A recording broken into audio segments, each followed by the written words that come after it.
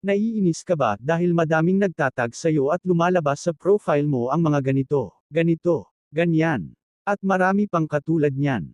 Well, may paraan naman para hindi mag-appear yan sa iyong profile. Gawin mo lang ito. Una, pumunta ka po sa menu. Tapos scroll down ka po sa Settings and Privacy. Tapos tap mo po ulit Settings. Then, scroll down. Then tap mo itong Profile and Tagging. Tapos scroll down sa pinakadulo. Then, eto na po yun. Review post you are tagged in before the post appears on your profile. Dapat po naka-turn on yan. O naka-blue yan. Ganyan. And then, kung sakasakali may magtatag sa'yo, punta ka lang sa iyong profile. Tapos tap mo itong 3 dots na to. Then, tap mo itong review post and tags. Then dito pwede mo i-click tong add to profile nang sa gayon maging